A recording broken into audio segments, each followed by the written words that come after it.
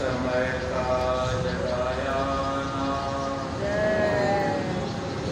जय गुरुदेव।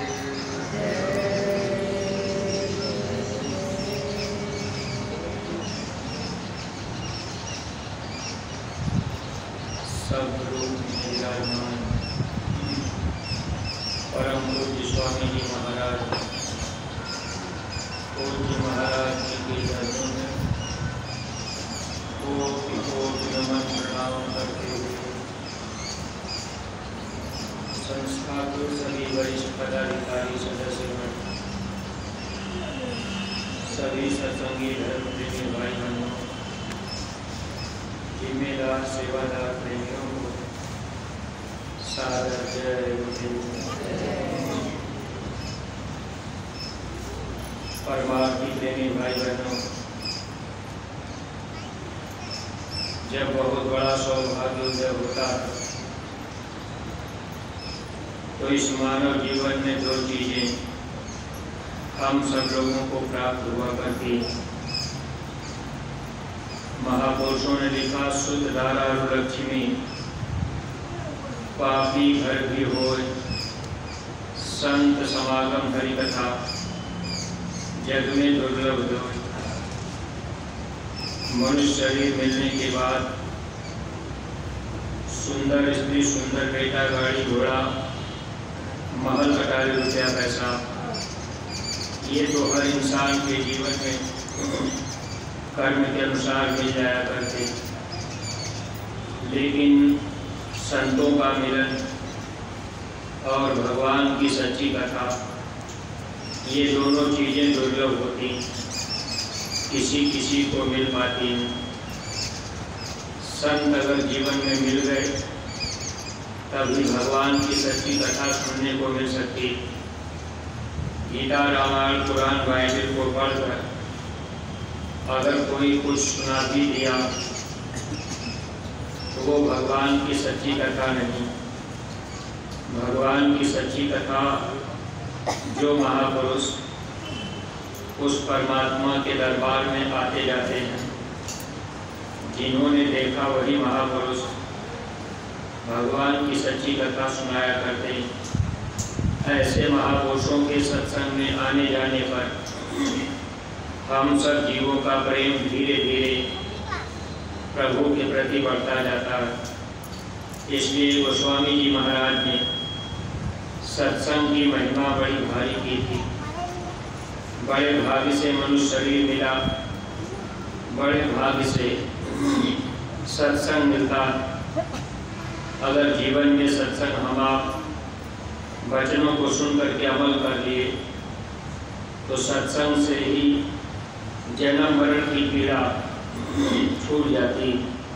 जो तकलीफ, जो पीड़ा हम लोगों को नरकों 84 में दी जाती, वह तकलीफ, जन्म मरण की पीड़ा सत्संग के द्वारा ही खत्म होती।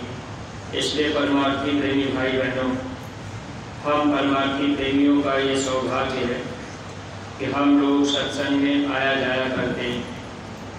अगर सत्संग में आना जाना बंद हो जाए तो धीरे धीरे दुनिया में संसार का रंग चढ़ जाता है।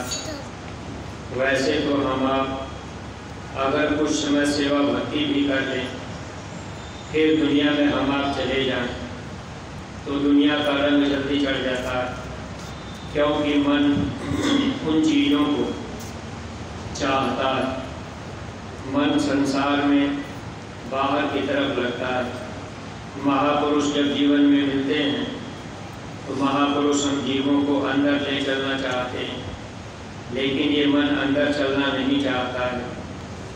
जब जब महापुरुष जीवन में मिल जाते हैं, सत्संग के वचन धीरे धीरे अगर हम आप सुनते रहे, अमल करते रहे, तब तो धीरे धीरे सुधार हो जाता है।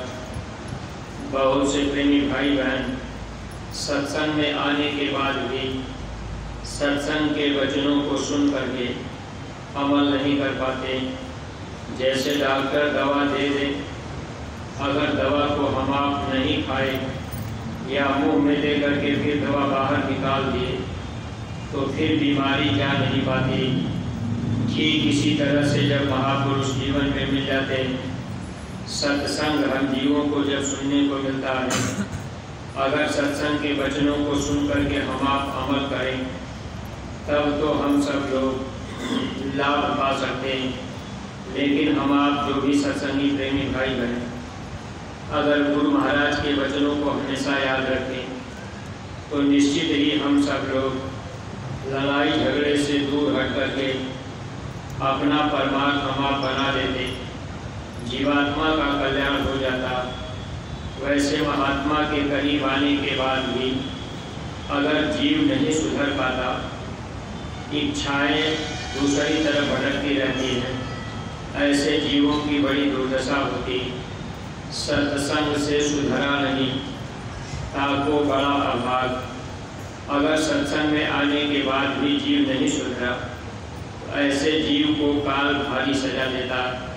इसलिए हर परमार्थी प्रेमी भाई बहनों को चाहिए कि जब हम लोगों को सत्संग मिल जाए, तो गुरु के वचनों को हम आप अपने जीवन में अमल करने का प्रयास करें।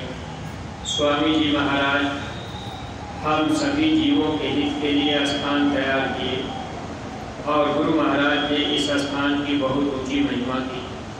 स्वामी जी महाराज ने कहा, देश विदेश के लोग भी यहाँ आकर यहाँ की मिट्टी उठा करके माथे लगाएंगे, उनको भी शक्ति मिलेगी। अब अगर हम आप सत्संग में जुड़ करके इस स्थान का हम आप विरोध करें, अपमान करें, या इस स्थान पर रहने वालों का अगर हम आप अपमान विरोध करें, तो निश्चित ही हम आप अपने आप को धोखा दे रहे हैं। क्योंकि महात्मा जो भी काम करते हैं सब होश में, ज्ञान अवस्था में करते हैं। महात्मा कभी सोते नहीं, महात्मा हमेशा ज्ञान अवस्था में रहते हैं। इसलिए हम सत्संगी प्रेमियों को कभी भी भूल भरम में नहीं रहना चाहिए। जो भी आदेश निर्देश मिले उसका हम आप पालन करते जाएं, तब तो ये जन्म जीवन सार्थक बन जाएगा।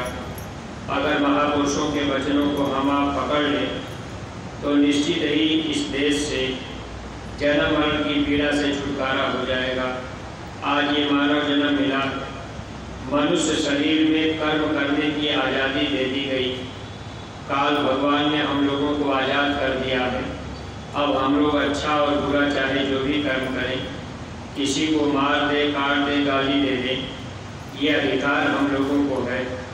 लेकिन यहाँ जो भी कर्म हम आप करते हैं, उस कर्म का फल हम जीवों को फिर भोगना पड़ता है। आज हम आप किसी को मार काट दिए, तो निश्चित है कि कल यानी आगे चल करके हम लोगों को भी काटा मारा जाएगा। और गुरु महाराज सत्संग में सुनाया करते थे, अगर हम आप यहाँ जो भी कर्म किए उसका ब्याज लगा करके तब सजा दी जाती। अगर हम आप किसी को थोड़ा सा मारे, तो अगर उसका ब्याज लगेगा तो हम लोगों के ऊपर अधिक मार पड़ेगी। इसलिए महात्मा हमेशा हम लोगों को लड़ाई झगड़े से बचाकर, महापुरुष हर समय हम जीवों को बर्दाश्त करने की बात समझाते हैं, ताकि हम आप बर्दाश्त करते जाएंगे, तब तो हम जीव लाभ पा जाएंगे। अगर बर्दाश्त नहीं करेंगे तो ये मन है पूरा फात करता रहता है, मन है लड़ाई झगड़े में फंसाने का काम करता रहता है। इसीलिए स्वामी जी महाराज एक बात कहा करते थे कि अगर दो लोगों के बीच में झगड़ा हो जाए, तो एक न माने तो एक चुप हो जाए। अगर एक चुप हो गया तो झगड़ा फिर वही खत्म हो जाता है। लेकिन स्वामी जी महाराज के जो वचनों को हम लोग ध्यान में नहीं रख पाते। अगर वचन को ध्यान में नहीं रखे, सत्संग की बातें सुन करके हम आप अमल नहीं किए, मान लीजिए मनुष्य शरीर मिल गया, आज़ादी है, हम आप किसी गाय को डंडा मार दिए, तो ये कर्म हम लोगों का लिखा जाता है। गाय अगर लात मार देती है तो उसका कर्म नहीं लिखा जाएगा। मनुष्य योनि कर्म योनि है, बाकी सब भोग योनि। इसलिए मनुष्य शरीर में जब सच्चे महात्मा मिल जाए, तो हर सत्संगी प्रेमी भाई बहनों को चाहिए कि हमसे कोई ऐसा कर्म न बन जाए जिसकी सजा फिर हमको भोगनी पड़े। अगर हम लोग हाथ पैर से कोई कर्म ऐसा कर दिए, किसी को मार दिए, किसी को गाली दे दिए जबान से, अच्छा बुरा हम आप सुन लिए या अच्छा बुरा कुछ बोल दिए, अच्छा बुरा देख भी लिए, तो ये कर्म हम लोगों का बन जाता है और वो लिखने वाला कर्म को लिख लेता है। फिर धर्मराज के दरबार में जब पेशी होती है तो फिर वो मालिक उसकी सजा ब्याज लगा के देता है। आज हम आप तो सोचते हैं कि चलो हमने ये कर लिया वो कर लिया, हम बहुत बड़े आदमी हैं, लेकिन प्रेमी भाई बहनों, जब धर्मराज के दरबार में पेशी होती, जीवात्मा को जब वहाँ खड़ा किया जाता है, जीवात्मा को अपने कर्म का जब वहाँ हिसाब करके दिखाया जाता है कि देखो ये चोरी आपने किया, झूठ आपने बोला, हिंसा आपने किया, आपने इनको मारा काटा गाली दिया, जीव अपने कर्म को देख करके थर थर थर थर कांपता है और वहाँ इतनी कड़ी यातना दी जाती है जिसका बयान हम आप जबान से महापुरुष थोड़ी बहुत अगर बता भी देते तो हम लोग कभी कल्पना नहीं कर पाते। स्वामी जी महाराज ये बातें बताया करते थे कि जब इस शरीर से आत्मा को निकाला गया, अगर हम आप सत्संग में आकर के नहीं सुधरे तो गति क्या होती है, फिर ऐसे जीवों को सजा भोगनी पड़ती। क्योंकि पलटू साहब ने इस बात का इशारा किया, अधम अधमई ना तजे हल्दी तजे न रंग, कहते पलटू दास हैं चाहे कोटि करे सत्संग। अब करोड़ों सत्संग हम आप करें, सत्संग में भले हम आप आते जाते रहे, अगर हम आप अपनी दुष्टता यानी जो अपने अंदर अवगुण है हम लोग उसको छोड़ने का प्रयास नहीं किए तो फिर सत्संग में आने का कोई विशेष लाभ हम सत्संगी प्रेमी भाई बहनों को नहीं मिल पाता। आज समय है, मौका है, आज हमारा आपका ऐसा अवसर मिला है, जवानी का समय है, चाहे जो भी कर्म हम आप कर दिए, लेकिन जब हिसाब होता है वहाँ सजा सुना दी जाती है। अब जैसे मान लीजिए कोई मुकदमा आपका हो गया, कचहरी में 2 गवाह की जरूरत पड़ती, ऐसे धर्मराज की कचहरी में भी 2 गवाह, और वो गवाही कोई नातेदार रिश्तेदार सगे संबंधी नहीं करते, वो भी काल के ही दूत होते हैं। अब वो अच्छे और बुरे कर्मों को लिखते रहते हैं और जब धर्मराज के दरबार में पेशी होती है तो एक दूत ऐसा है जिसका नाम चित्रगुप्त है, वो हर इंसान के बाएं कंधे पर बैठा रहता है, चोरी से कुदरती कैमरा लेकर के फोटो खींचता रहता है। जैसे हम आप मोबाइल में फोटो खींच लेते, बॉडी चेक कर लेते, चेहरा भी दिखाई देता, ठीक ऐसे ही कुदरती कैमरे से हम लोगों के जीवन का पूरा वो कर्म खींचता चला जाता है।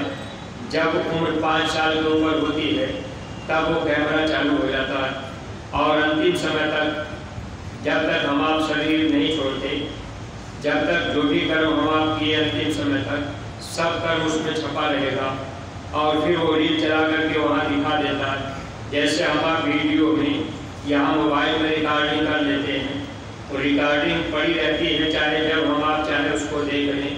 ऐसे ही धर्मराज के दरबार में हर जीव के कर्म का जब हिसाब होता है तो उसके ये देखे देखो ने क्या है, कैसा कर्म किया है, वो सब फोटो सही दिखता है, वाणी भी दिखती। जीव अपने कर्म को देख करके जब कांपने लगता है, धर्मराज कहते हैं कि अब इसको ले जाओ नर्क में डाल दो। अब एक एक नर्क में एक एक कल तक जीव को वहाँ रखा जाता है।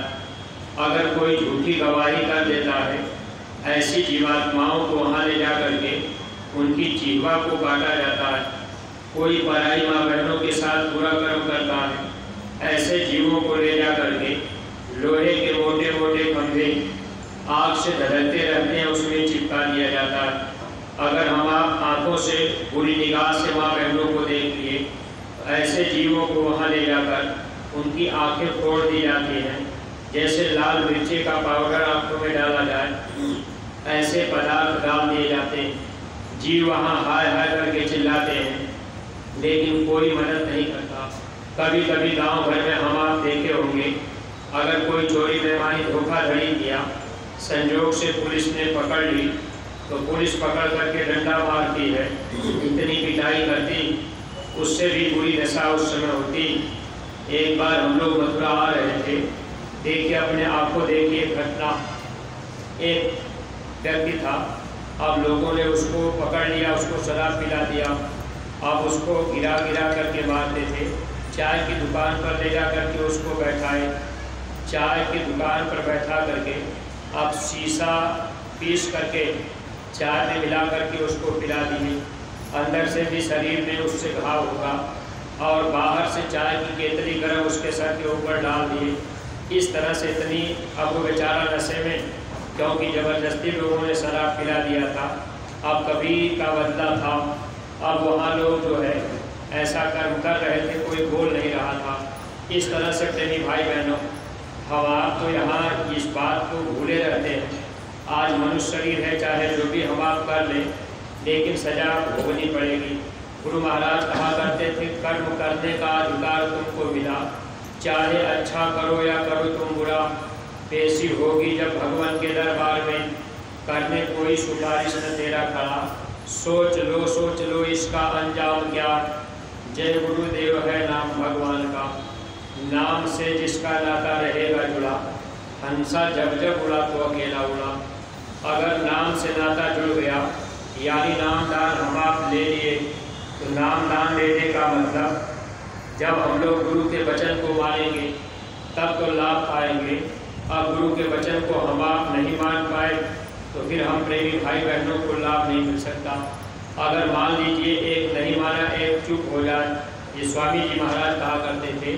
एक बार गुरु महाराज दृष्टांत सुना रहे, पति पत्नी दोनों सत्संगी, अब उस सत्संग में आते जाते जब वो आश्रम पर आए सेवा करके जाने लगे, स्वामी जी महाराज ने दोनों से कहा, देखो आप लोग ऐसा करना, कभी भी अपने घर में लड़ाई झगड़ा हो तो आप चुप हो जाना। पत्नी को अलग बुला करके कह दिए कि अगर तुम्हारे पति ना माने तो तुम चुप रहना। पत्नी ने कहा कि हुजूर ये बात मैं याद रखूँगी। ऐसे ही पति को समझा दिए अलग करके कि देखो पत्नी अगर ना माने तो